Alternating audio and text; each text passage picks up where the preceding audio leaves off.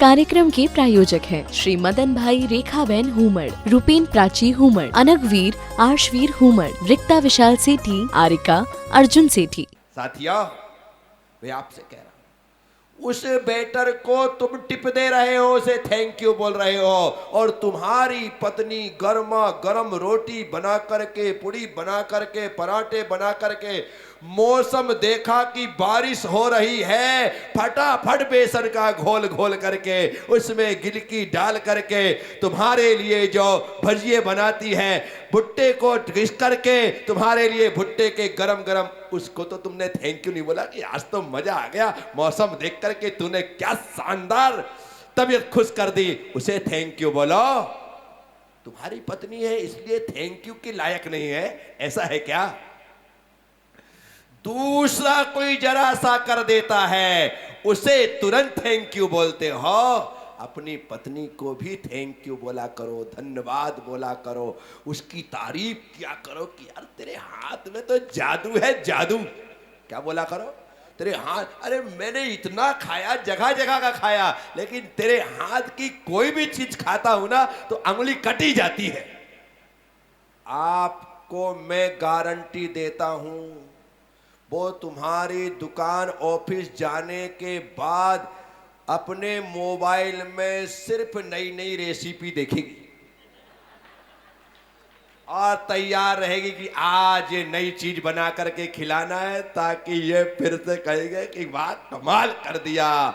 स्त्री सिर्फ तुम्हारे प्रेम की, तुम्हारी तारीफ की भूखी होती है। वो दिन भर भूखी रह जाए तो कुछ नहीं मांगेगी, लेकिन तुम यदि तारीफ कर देते हो, उसे प्रेम दे देते हो, तो उसकी खुराक पूरी हो जाती है। परिवार को स्वर्ग बनाने का तरीका है अपनी धर्म पत्नी की तारीफ करना सीखो। तुम्हारा परिवार स्वर्ग सा जीवन जिएगा। क्यों? क्योंकि पत्नी को सुबह शाम पूरी खुराक मिल रही है। खा के मोटी नहीं होती वो, सुन के मोटी होती है, और सुन के दुबली होती है। अच्छा सुनेगी, बुरा सुनेगी, इसलिए पारिवारिक सुख के लिए ये जरूरी है। तो हमारा जो गार्हस्थ जीवन है, हमारा जो सांसारिक जीवन है, हमारा जो पारिवारिक जीवन है, ये एक रथ के समान है जो एक पहिए से नहीं दो पहिए से चलता है, और वो दो पहिए और कोई नहीं, पति पत्नी होते हैं। वे ही अपने सांसारिक गार्हस्थ जीवन के रथ को आगे खींचते चले जाते। और यदि एक पहिए में खराबी आ जाए, चलना बंद कर दे, तो रथ आगे नहीं बढ़ सकता। आपने जीवन जिया है, माना कि मेरे जीवन से अच्छा तुम्हारा जीवन नहीं है, लेकिन तुम अपने जीवन को अच्छा बना सकते हो, ये मैं सूत्र दे रहा। प्रेम प्यार से रहना प्रारंभ कर दो, तुम्हारा जीवन बहुत अच्छा हो जाएगा। मेरे जीवन में तुम्हें दुख दिखाई देते हैं, और तुम्हारे जीवन में दुख है इसलिए मुझे दिखाई देते हैं। मेरे जीवन में दुख नहीं है। आपको लगता है पैदल चलना कठिन है, इसलिए आपको दुख दिखाई देता है। आपको लगता है कैश लंच करना कठिन है, इसलिए आपको दुख दिखाई देता है। आपको लगता है एक बार भोजन करना कठिन है, इसलिए आपको दुख दिखाई देता है। आपको लगता है अंतराय आदि का पालन करना कठिन है, इसलिए आपको दुख दिखाई देता है। आपको लगता है उपवास आदि करना कठिन है, इसलिए आपको दुख दिखाई देता है। आपको लगता है कि पाटे पे चिटाई में सोना कठिन है, इसलिए आपको दुख दिखाई देता है। हकीकत में ऐसा नहीं। इस शरीर को जैसा ढाला जाए वैसा ढल जाता है। जैसा ढाला जाए, जैसा ढाला जाए, बोलो दर्पण, जैसा ढाला जाए वैसा ढल जाता है। इसके लिए अलग से कुछ नहीं करना होता है। मुझे एक बार आहार करते करते 37 साल हो गए, और 37 साल में आज तक दूसरी बार ना भूख लगी ना प्यास, क्योंकि मेरा शरीर अब एक बार भोजन करके जीने के लिए राजी हो गया है। उसे उसी में आनंद आता है। हो गया तैयार। मेरे शरीर को पता है कि इन्हें जहां भी जाना है पैदल ही जाएंगे। तो शरीर राजी हो गया। पहले दूसरे दिन तो थोड़ा सा परेशान करता है, कहता है कि बहुत हो गया, थोड़ा कम चलो ना, पैर दुखने लगे हैं, देखो पिंडली भर गई है, जांग भी भर गई है, कमर भी दुखने लगी है, प्लीज थोड़ा कम चलो ना, ऐसा कहता है। उसकी मैं बात नहीं मानता हूं और दूसरे दिन फिर भागने लगता हूं। तो फिर कहता है जैसा आप चलोगे वैसा मैं चलूंगा। अपने आप ये मान जाता है। क्या करो, क्योंकि जब मैं इसकी मानने वाला नहीं हूं तो उसे मेरी मानना, दो में एक को मानना पड़ेगा। या तो मैं मानूं या शरीर माने। तो मैं तो मानता नहीं क्योंकि जिद्दी हूं। मानता मेरा शरीर ही है, मानता मेरा मन ही है, और उसे फिर मेरे मुताबिक चलना पड़ता है, मेरे मुताबिक जीना पड़ता। तो आचार्य भगवान कुंद स्वामी कह रहे, गृहस्थ जीवन में आप दान करिए। दान चार प्रकार चार संग को, धन बिजली उन्हार नरभव लाहो। मनुष्य जीवन का लाभ सिर्फ और सिर्फ दान में है। आहार दान, औषध दान, अभय दान और ज्ञान दान। ये चार दान करने का जब भी अवसर मिले दान करना। क्योंकि तुम्हारे पास जो धन है उसे कमाने में प्रयत्न भी हुआ है और प्रयत्न में थोड़ा पाप भी हुआ है, और जो पाप हुआ है उसका प्रायश्चित सिर्फ दान से होता है। इसलिए ग्रस्त को दान करके अपने अर्जन में हुए पाप का प्रायश्चित कर लेना चाहिए। से प्रायश्चित होगा, इससे ज्यादा कुछ नहीं। याद रखना, मैं हमेशा कहता हूं दान और त्याग में सो मैनी डिफरेंस। दान से पाप का ब्याज चुकता है, दान से पाप का ब्याज चुकता है, और त्याग से मूल चुकता है, पूरा पाप समाप्त होता है। इसलिए गृहस्थ जीवन में दान करो, शक्ति के अनुसार करो, शक्ति को छिपाए बिना करो।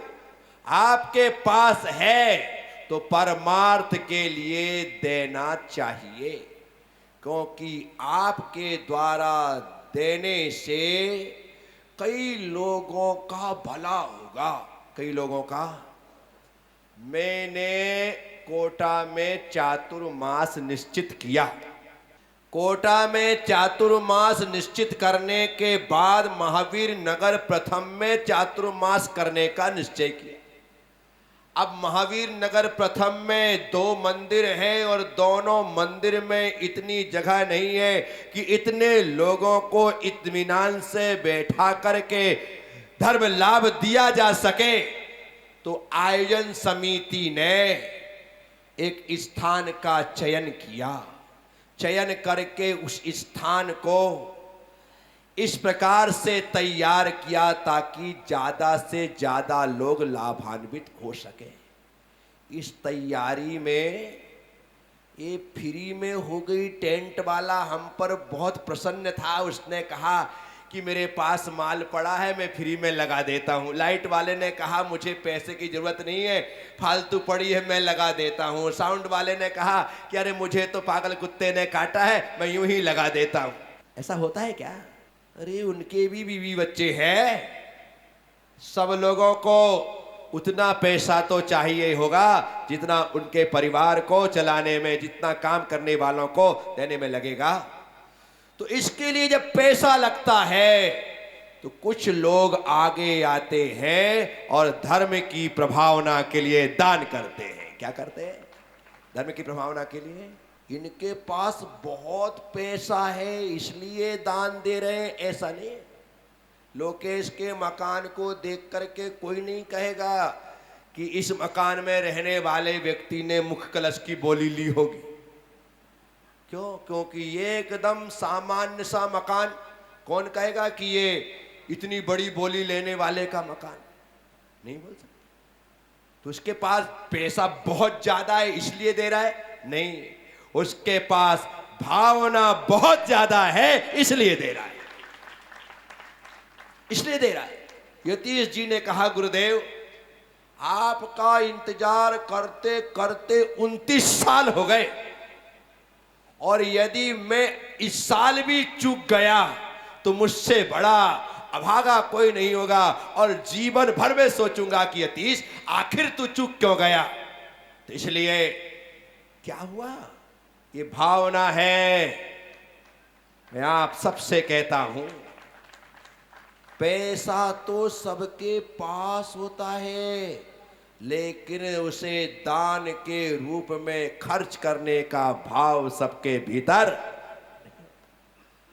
दान करो और दान नहीं कर सकते, तुम्हारी हैसियत नहीं है, तो भगवान के सामने जाकर के अष्ट द्रव्य ले लो और थोड़ी थोड़ी सही चढ़ाते हुए भगवान की पूजा करो। इसलिए आचार्य कहते हैं श्रावक को दान करना चाहिए, दान के बाद शक्तिहीन होने पर पूजा करना चाहिए। प्रभु मैं पूजा के फल से सुख संपत्ति से संपन्न हो जाऊं, फिर मैं दान भी करूंगा। और यदि पूजा भी नहीं हो पा रही है ढंग से, तो आचार्य कहते हैं तुझे शील का पालन करना चाहिए। अब तू व्रतों को ग्रहण कर ले, व्रत को ग्रहण करने में तो हर्रा लगे न फिटकरी रंग चोखा हो जाए।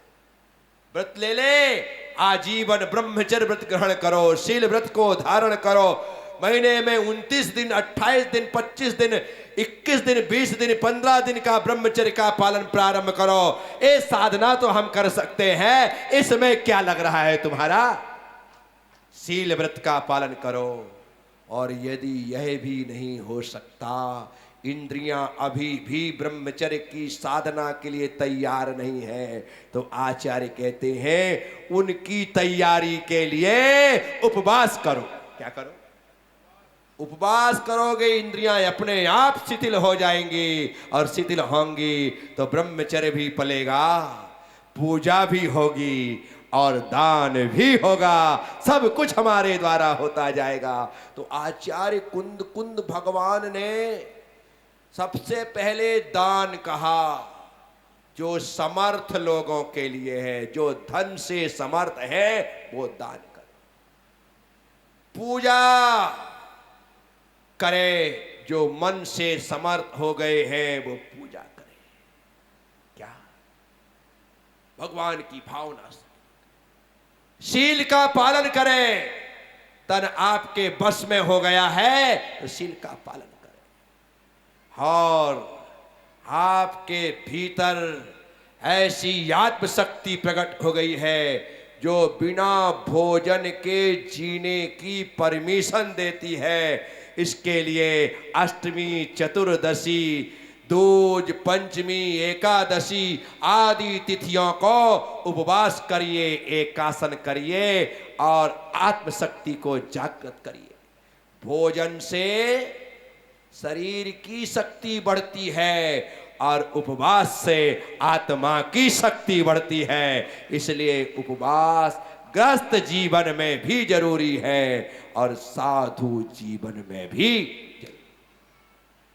साथियों, आचार्य कुंद कुंद भगवान कह रहे हैं जो दान, पूजा, शील और उपवास आदि अनेक प्रकार के ये कार्य करता है वह कर्म क्षय के कारणभूत हैं। अर्थात कर्म क्षय होने से उसे मोक्ष, शुभम मोक्ष की प्राप्ति होती है। और यदि सम्य विना ये क्रियाएं सम्यक दर्शन के बिना की जा रही हैं तो आचार्य कहते हैं दीर्घ संसारे, वह उसके दीर्घ संसार का कारण बनती है। तो साथियों, सम्यक दर्शन को प्राप्त करने के साथ हमें दान, पूजा, शील और उपवास का पालन करना है, तभी जाकर के इन क्रियाओं के माध्यम से हम मोक्ष सुख को हासिल कर सकेंगे। तो आप सभी लोगों से आज मुझे कोटा आए 15 दिन हो गए। कितने दिन? देखते देखते दिन निकलते हैं, देखते देखते अभी समय ऐसा निकल रहा है। 15 दिन में सोचता हूँ बाप रे, 6 तारीख को आया था, 13 तारीख गई और 20 तारीख आ गई, अभी 27 तारीख आ जाएगी। उसके बाद भगवान पार्श्वनाथ स्वामी जो जन जन के मन मन में बसते हैं, जिनके प्रति हमारे मन में अतीव श्रद्धा का भाव है। मैंने पिछले साल झालरा पाटन में चातुर्मास किया, वहां पर अत्यंत प्राचीन भगवान पार्श्वनाथ स्वामी की प्रतिमा है, जिसे जब मैं 2008 में पहली बार झालरा पाटन आया था तब उनके दर्शन करके मैंने कहा था, अरे भाई ये भगवान तो कल्पतरु हैं, इनके पास बैठने मात्र से हमारी मुरादें पूरी होती हैं, हमारी भावना पूरी होती है।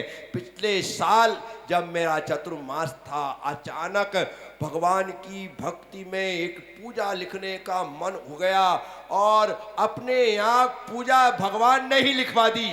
मैंने अर्घ लिखा, जीवन की शेष बची सांसों का अर्घ बना कर लाया हूँ। क्या?